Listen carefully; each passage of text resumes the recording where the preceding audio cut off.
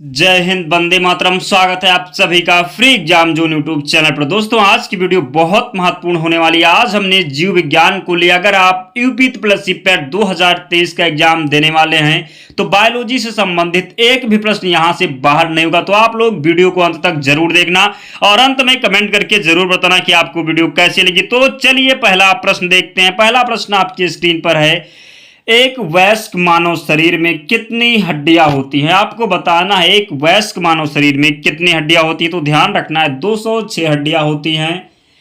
नवजात शिशुओं में हड्डियों की संख्या लगभग कितनी है? तो 300 इसका राइट आंसर होगा। अगला प्रश्न है, मनुष्य की खोपड़ी में कितनी अस्थियां होती हैं? तो मनुष्य की खोपड़ी में 8 अस्थियां होती हैं। मनुष्य के शरीर में पसलियों के कितने जोड़े होते हैं? तो आपको ध्यान रखना है मनुष्य के शरीर में पसलियों के टोटल 12 जोड़े होते हैं।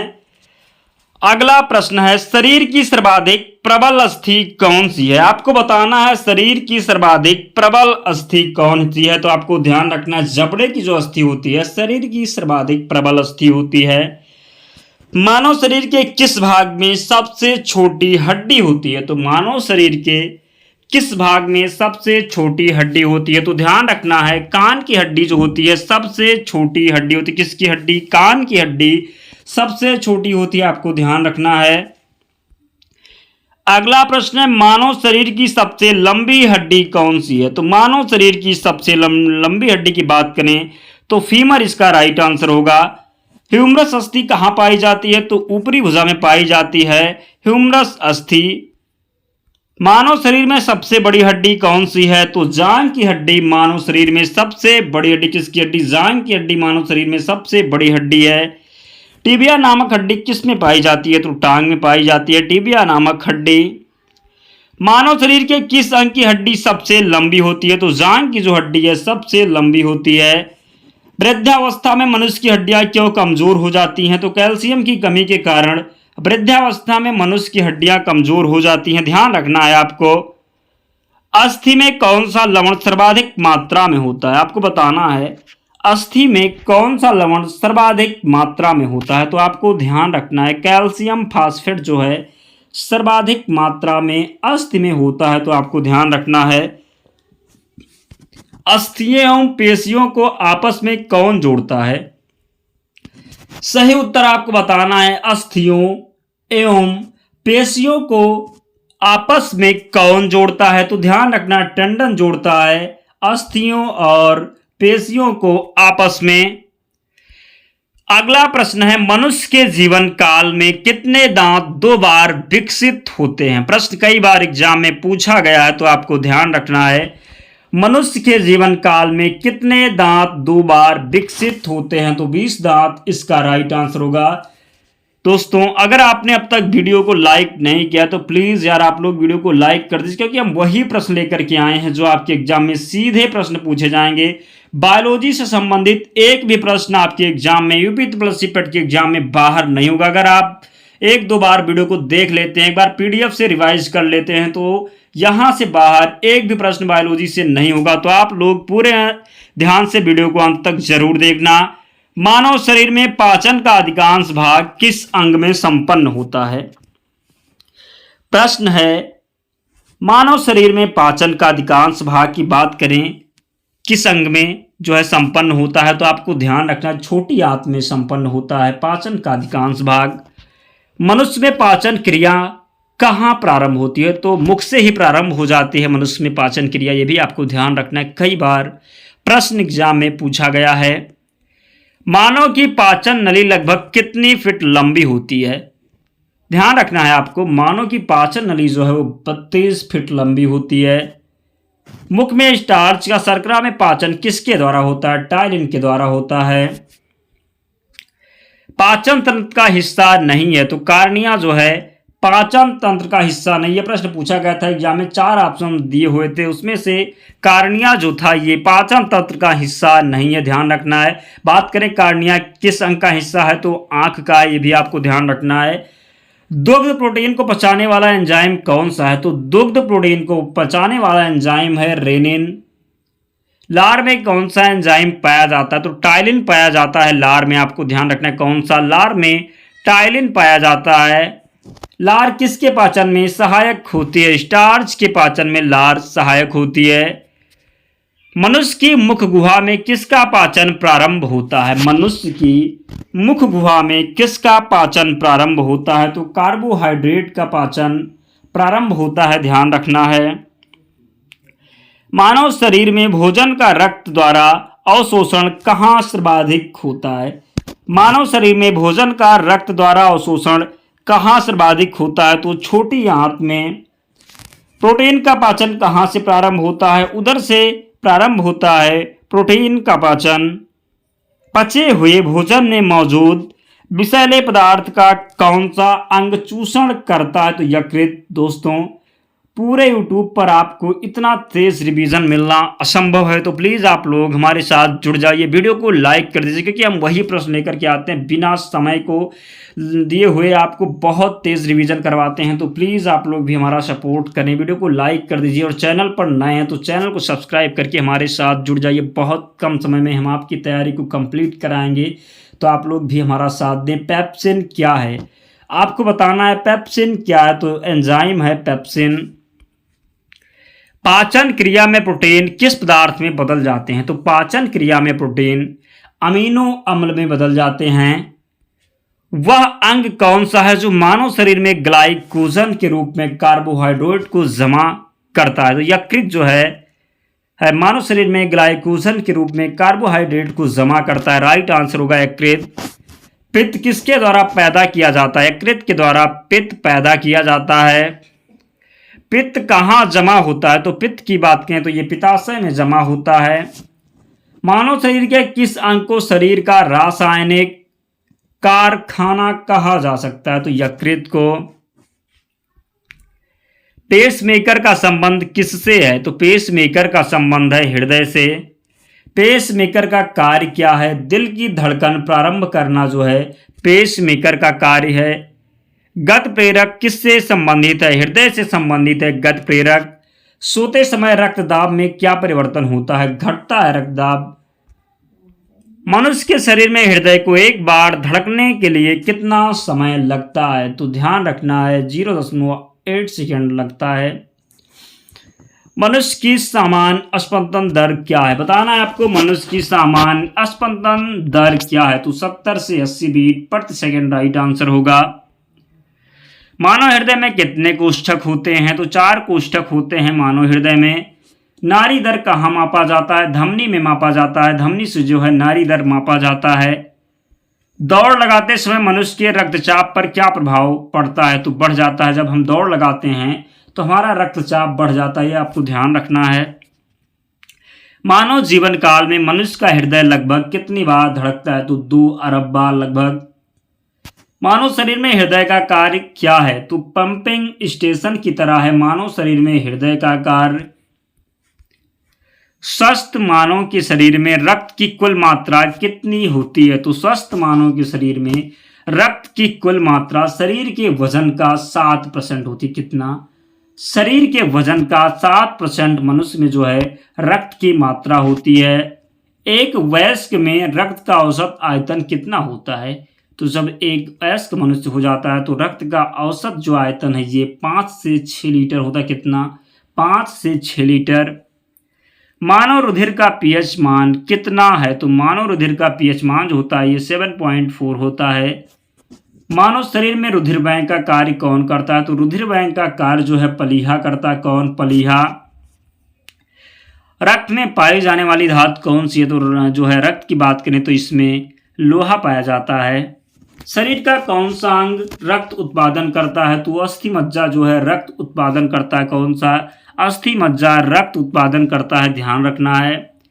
मानव शरीर में खून के शुद्धिकरण की प्रक्रिया को क्या कहते हैं? तो मानव शरीर में खून के शुद्धिकरण की प्रक्रिया को डायलिसिस कहते हैं। रक्त में लाल रंग किसके कारण होता है? तो रक्त में लाल रंग जो है हीमोग्लोबिन के कारण होता है। हीमोग्लोबिन क्या होता है? लोहा होता है हीमोग्लोबिन। शरीर में हीमोग्लोबिन का कार्य क्या है? ऑक्सीजन का परिवहन करना है हीमोग्लोबिन का कार्य। हीमोग्लोबिन किसका महत्वपूर्ण घटक है? तो आरबीसी का महत्वपूर्ण घटक है हीमोग्लोबिन। कौन सी रक्त वाहिकाएं साफ रक्त फेफड़ों से हृदय में ले जाती हैं? तो साफ रक्त जो है फेफड़ों से हृदय में ले जाती हैं। फुफ्फुस शिरा आपको ध्यान रखना है। किसकी मौजूदगी के कारण शरीर के भीतर रक्त जमता नहीं है? तो हेपेरिन के मौजूदगी के कारण शरीर के भीतर रक्त नहीं जमता है। हमारे शरीर की कौन सी कोशिकाएं मानव शरीर के सैनिक के रूप में प्रसिद्ध है? तो WBC यानी श्वेत रक्त कोशिकाएं जो हैं प्रसिद्ध हैं सैनिक के रूप में। लाल रक्त कणिकाएं किस नाम से जानी जाती हैं? इस एरिथ्रोसाइट्स के नाम से जानी जाती हैं लाल रक्त कणिकाएं। लाल रक्त कोशिकाओं के निर्माण के लिए शरीर का कौन सा अंग जिम्मेदार है? तो लाल रक्त कोशिकाओं के निर्माण के लिए शरीर का जो है अस्थि मज्जा जिम्मेदार है। किसको आरबीसी का कब्रिस्तान कहा जाता है? प्लीहा को आरबीसी का कब्रिस्तान कहा जाता है। मनुष्य की लाल रक्त कोशिकाओं का जीवन काल कितना होता है? तो मनुष्य की लाल रक्त कोशिकाओं का जीवन काल 120 दिन होता है। मानव शरीर में लाल रक्त कण का निर्माण कहाँ होता है? तो मानव शरीर में लाल रक्त कण का निर्माण अस्थि मज्जा में होता है। लाल रुधिर कणिकाओं का उत्पादन किसके द्वारा होता है? तो लाल रुधिर कणिकाओं का उत्पादन अस्थि मज्जा के द्वारा होता है। जब कोई बाहरी पदार्थ मानव रुधिर प्रणाली में प्रविष्ट होता है तो प्रक्रिया कौन प्रारंभ करता है? WBC यानी कि श्वेत रुधिर कणिकाएं। रक्त समूह के खोजकर्ता कौन है? लैंडस्टेनर हैं रक्त समूह के खोजकर्ता। RH फैक्टर का पता किसने लगाया? लैंडस्टेनर व वेनर ने लगाया RH फैक्टर का पता। किस रुधिर वर्ग में एंटीबॉडी नहीं पाई जाती? तो एंटीबॉडी की बात करें तो ये भी में नहीं पाया जाता। किस रुधिर वर्ग में दोनों एंटीबॉडी पाई जाती है? वो में। किस रुधिर वर्ग में कोई एंटीजन नहीं पाई जाती है? तो वो में ये भी आपको ध्यान रखना है। राइट आंसर वो होगा। RH फैक्टर का नाम किससे संबंधित है? बंदर से संबंधित है RH फैक्टर का नाम। कौन सा ब्लड ग्रुप सर्वव्यापक ग्रहता रखता है? तो AB जो है सर्वग्राही है, भी आपको ध्यान रखना है। किस रक्त समूह को सार्वभौमिक दाता के रूप में जाना जाता है? सर्वदाता कह सकते हैं, सार्वभौमिक दाता के रूप में जो है ओ को जाना जाता है। अगला प्रश्न है, मनुष्य का कौन सा भाग मानव शरीर के आसन और संतुलन को बनाए रखना है? तो बात करें मनुष्य का कौन सा भाग मानव शरीर के आसन और संतुलन को बनाए रखता है? तो सेरेबेलम राइट आंसर होगा। मानव मस्तिष्क में बुद्धि का केंद्र कौन सा है? सेरेब्रम है मानव मस्तिष्क में बुद्धि का केंद्र। सेरेब्रम किससे संबंधित है? मस्तिष्क से संबंधित है सेरेब्रम। मनुष्य के मस्तिष्क का सबसे बड़ा भाग कौन सा है? तो प्रमस्तिष्क है मनुष्य के शरीर का सबसे बड़ा भाग। मानव शरीर की किन कोशिकाओं में सबसे कम पुनर्योजन की शक्ति होती है? तो मस्तिष्क कोशिकाओं में सबसे कम पुनर्योजन शक्ति होती है। तंत्रिका तंत्र की लघुत्तम संरचनात्मक तथा शरीर क्रियात्मक इकाई कौन सी? न्यूरॉन है तंत्रिका तंत्र की लघुत्तम संरचनात्मक तथा शरीर क्रियात्मक इकाई। मानव शरीर की सबसे बड़ी कोशिका कौन सी है? तो तंत्रिका कोशिका है मानव शरीर की सबसे बड़ी कोशिका। मनुष्य में मेरुदंड से कितनी जोड़ी तंत्रिका निकलती हैं? तो 31 जोड़ी तंत्रिका जो है मनुष्य के मेरुदंड से निकलती हैं, ध्यान रखना है। श्वसन की क्रिया कहाँ संपन्न होती है? तो माइटोकॉन्ड्रिया में संपन्न होती है श्वसन की क्रिया। मनुष्य 1 मिनट में कितनी बार सांस लेता है? तो मनुष्य की बात करें 1 मिनट में 16 से 18 बार सांस लेता है, ध्यान रखना है। भोजन का ऊर्जा में परिवर्तन कोशिका के किस भाग में होता है? तो माइटोकॉन्ड्रिया में होता है भोजन का ऊर्जा में परिवर्तन। अनाशकी श्वसन जो है, अनाशकी श्वसन का अंतिम उत्पाद क्या होता है? लैक्टिक अम्ल होता है अनाशकी श्वसन का अंतिम उत्पाद। मनुष्य के शरीर में मुख्य नाइट्रोजनीय अपशिष्ट कौन सा है? तो मनुष्य के शरीर में मुख्य नाइट्रोजनीय अपशिष्ट है यूरिया। स्तनधारी किसमें यूरिया बनाते हैं? तो यकृत में बनाते हैं स्तनधारी यूरिया। मानव शरीर में नाइट्रोजनी अपशिष्ट को हटाने के लिए कौन सा अंग जिम्मेदार होता है? गुर्दा। मनुष्य में रुधिर कहाँ क्षमता है? वुमेन संपुट में जो है क्षमता है मनुष्य में रुधिर, आपको ध्यान रखना है। गुर्दे की कार्यात्मक यूनिट कौन सी है? तो गुर्दे की कार्यात्मक यूनिट है नेफ्रॉन। बच्चों का लिंग निर्धारण किससे होता है? तो बच्चों का लिंग निर्धारण जो है गुणसूत्र से होता है। किससे? गुणसूत्र से, आपको ध्यान रखना है।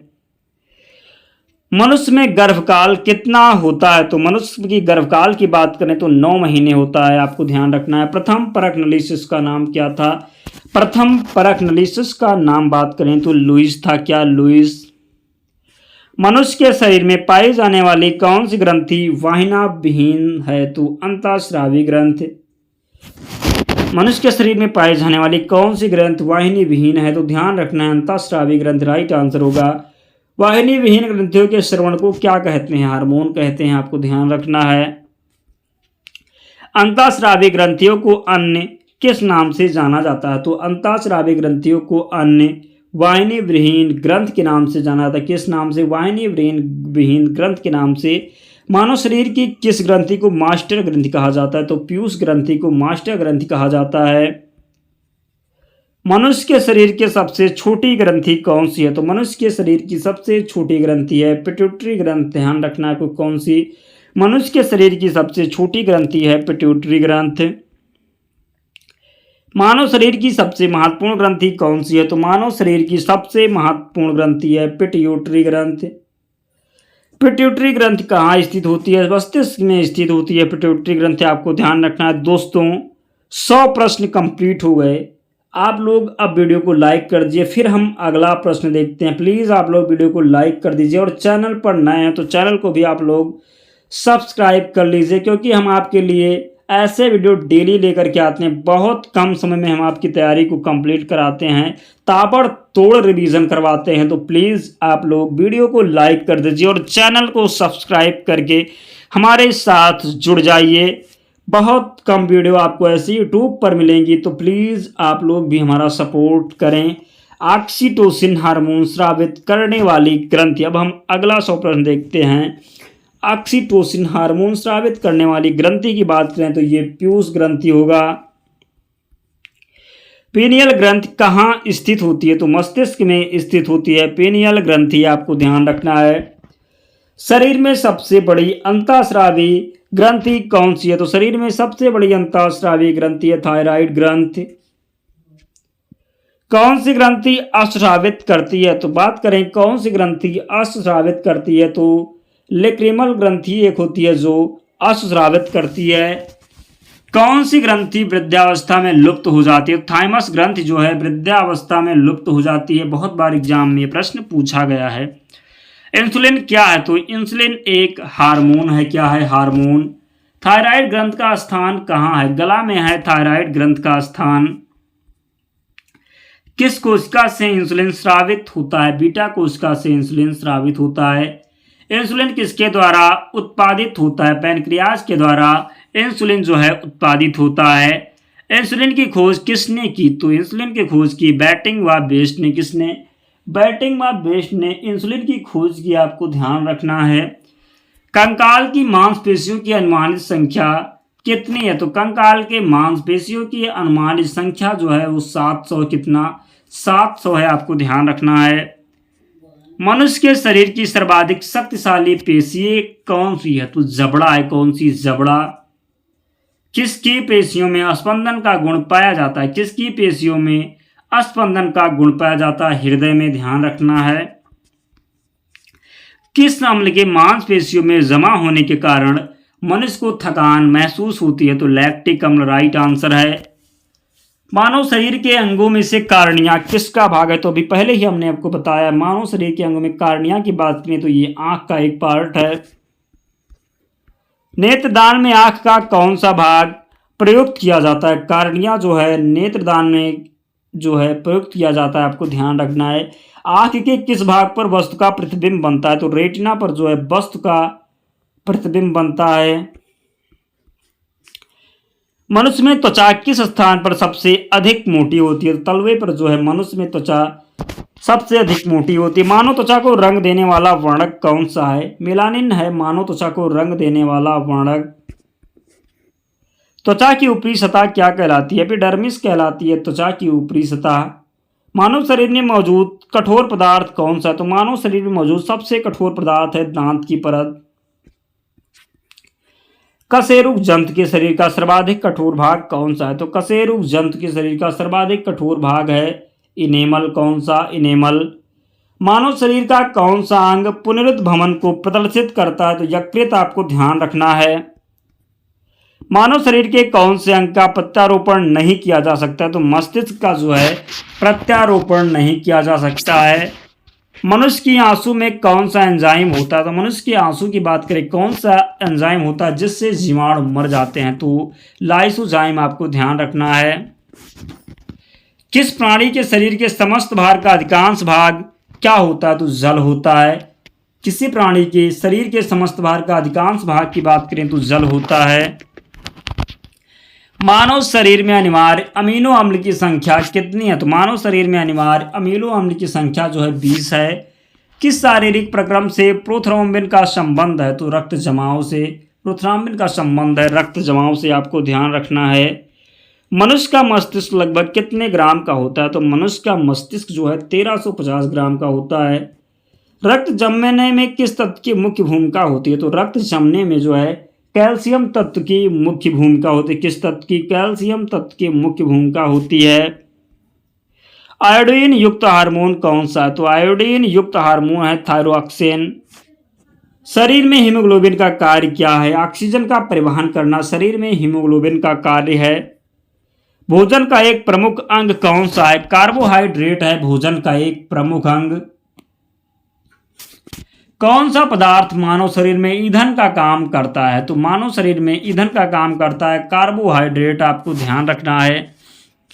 कैप्सूल का आवरण किसका बना होता है? स्टार्च का बना होता है कैप्सूल का आवरण। शहद का प्रमुख घटक कौन सा है? फ्रक्टोज है शहद का प्रमुख घटक। शहद में मुख्यतः क्या पाया जाता है? तो कार्बोहाइड्रेट पाया जाता है शहद में मुख्यतः। मानव शरीर में कार्बोहाइड्रेट पुनः कहाँ संग्रह होता है? तो मानव शरीर में कार्बोहाइड्रेट पुनः जो है ग्लाइकोजन में संग्रह होता है। कहाँ? ग्लाइकोजन में। प्रोटीन बनाने के लिए कितने अमीनो अम्ल आवश्यक होते हैं? तो 20 अमीनो अम्ल जो है प्रोटीन बनाने के लिए आवश्यक होते हैं। शरीर में ऊतकों का निर्माण किससे होता है? तो शरीर में ऊतकों का निर्माण जो है प्रोटीन से होता है। किससे? प्रोटीन से। एंजाइम मूल रूप से क्या है? तो एंजाइम मूल रूप से प्रोटीन है। क्या है? प्रोटीन। सोयाबीन में प्रोटीन का प्रतिशत कितना हो है? तो सोयाबीन में प्रोटीन का प्रतिशत जो है 42% होता है। कितना? 42। किसमें प्रोटीन नहीं पाया जाता? तो चावल में जो है प्रोटीन नहीं पाया जाता। किसमें? चावल में प्रोटीन नहीं पाया जाता है। किसमें प्रति ग्राम अधिकतम प्रोटीन पाई जाती है? तो सोयाबीन में प्रति ग्राम अधिकतम सोयाबीन पाई जाती है। वो क्या नाम है? प्रोटीन पाई जाती है। किसमें? सोयाबीन में। शाकाहारी अधिकतम प्रोटीन कहाँ से प्राप्त करते हैं? दालों से प्राप्त करते हैं शाकाहारी अधिकतम प्रोटीन। सबसे अधिक प्रोटीन किसमें पाई जाती है? सोयाबीन में जो सबसे अधिक प्रोटीन पाई जाती है। किसमें? सोयाबीन में। मानव शरीर में वसा कहाँ जमा होती है? वसा ऊतक में जमा होती है मानव शरीर में वसा। यौगिक के किस समूह को सहायक आहार कारक कहा जाता है? विटामिन को। किसे रक्षात्मक पदार्थ कहा जाता है? विटामिन को रक्षात्मक पदार्थ कहा जाता है। कौन सा विटामिन ए का सर्वोत्तम स्रोत है? गाजर जो है विटामिन ए का सर्वोत्तम स्रोत है। मानव शरीर में विटामिन ए कहाँ भंडारित होता है? तो मानव शरीर में विटामिन ए की बात करें तो ये यकृत में भंडारित होता है। किस विटामिन की कमी से रतौंधी होती है? तो विटामिन ए की कमी से रतौंधी होती है। कौन सा एक विटामिन ए का प्रचुरतम स्रोत है? तो विटामिन ए का कौन सा प्रचुरतम स्रोत है? आम है, ध्यान रखना है। विटामिन सी का रासायनिक नाम क्या है? स्कारबिक अम्ल है विटामिन सी का रासायनिक नाम, आपको ध्यान रखना है। कौन सा विटामिन प्रतिरक्षा प्रदान करता है? तो प्रतिरक्षा की बात करें तो विटामिन ए प्रदान करता है। कौन सा विटामिन जल में घुलनशील है? तो बात करें जल में कौन सा विटामिन घुलनशील है? तो बीसी जो है जल में घुलनशील है, आपको ध्यान रखना। भैंस गई पानी में, तो आपको ध्यान रखना है कौन सा विटामिन जल में घुलनशील है? बीसी होगा। मछलियों के यकृत के तेल में किसकी प्रचुरता होती है? मछलियों के यकृत के तेल में किसकी प्रचुरता होती है? विटामिन डी की। विटामिन ई का रासायनिक नाम क्या है? टोकोफेरॉल है विटामिन डी का रासायनिक नाम। विटामिन ई का जो है रासायनिक नाम है टोकोफेरॉल, आपको ध्यान रखना है। क्या नाम है? टेकोफेरॉल। विटामिन ई का रासायनिक नाम है। दांतों में क्या होता है? कैल्शियम होता है दांतों में। हृदय की धड़कन को नियंत्रित करने के लिए कौन सा खनिज आवश्यक है? पोटेशियम आवश्यक है हृदय की धड़कन को नियंत्रित करने के लिए। सागरीय खरपतवार किसका महत्वपूर्ण स्रोत है? तो बात करें सागरीय खरपतवार जो है किसका महत्वपूर्ण स्रोत है? तो आयोडीन का ध्यान रखना है आपको। कौन आयोडीन का सर्वोत्तम स्रोत है? तो आयोडीन का सर्वोत्तम स्रोत है शैवाल। कौन सा? शैवाल जो है आयोडीन का सर्वोत्तम स्रोत है। पालक के पत्तों में किसकी मात्रा सबसे अधिक होती है? तो पालक के पत्तों की बात करें तो किसकी मात्रा सबसे अधिक होती है? तो आयरन की होती है, ध्यान रखना है आपको। कौन आयरन का सबसे प्रचुर स्रोत है? तो हरी सब्जियां जो है आयरन का प्रचुर स्रोत है। दोस्तों प्लीज़ आपने अब तक वीडियो को लाइक नहीं किया तो प्लीज़ यार आप लोग वीडियो को लाइक कर दीजिए, क्योंकि आपको इससे लाइक से ही हमें मोटिवेशन मिलता है। तो प्लीज़ आप लोग वीडियो को लाइक कर दीजिए। चैनल पर नया तो चैनल को ज़रूर सब्सक्राइब करें और यार लाइक तो ज़रूर ही करें। कौन सा खाद्य स्रोत लोहे का सर्वोत्तम स्रोत है? तो सेब जो है। कौन सा खाद्य स्रोत लोहे का सर्वोत्तम स्रोत है? तो सेब राइट आंसर है। किसकी कमी से एनीमिया रोग होता है? लोहा की कमी से एनीमिया रोग हो जाता है।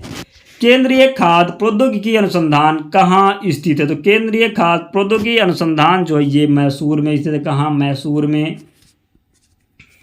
टाइफाइड से शरीर का कौन सा अंग प्रभावित होता है? तो टाइफाइड से शरीर का कौन सा अंग प्रभावित होता है? आंत प्रभावित होता है टाइफाइड से। हैजा का क्या कारण है? हैजा का क्या कारण है? तो हैजा का जो है जीवाणु कारण है। एलिसा जांच किस रोग की पहचान करती है? तो एलिसा जांच जो है एड्स रोग की पहचान करती है। खसरा रोग का कारक क्या है? विषाणु है खसरा रोग का कारक। शरीर के किस अंग की खराबी से मधुमेह रोग प्रकोप होता है? तो बात करें शरीर के किस अंग की खराबी से मधुमेह रोग का प्रकोप होता है? तो पेनक्रियास की खराबी से शरीर में मधुमेह रोग का प्रकोप प्रारंभ हो जाता है। कार्बोहाइड्रेट के अलावा हमारे आहार में ऊर्जा का एक प्रमुख स्रोत क्या है? कार्बोहाइड्रेट के अलावा हमारे शरीर में जो है हमारे आहार में ऊर्जा का एक प्रमुख स्रोत क्या है? तो वसा है। केंद्रीय औषधि शोध संस्थान कहाँ है? केंद्रीय औषधि शोध संस्थान कहाँ है? लखनऊ में। पीलिया किसके संक्रमण के कारण होता है? यकृत के संक्रमण के कारण पीलिया होता है। शरीर के अंदर लौह की कमी से उत्पन्न होने वाला रोग कौन सा है? रक्तहीनता है। अगला प्रश्न, आयोडीन की कमी के कारण क्या होता है? तो आयोडीन की कमी के कारण घेंघा रोग हो जाता है। कौन सा? घेंघा।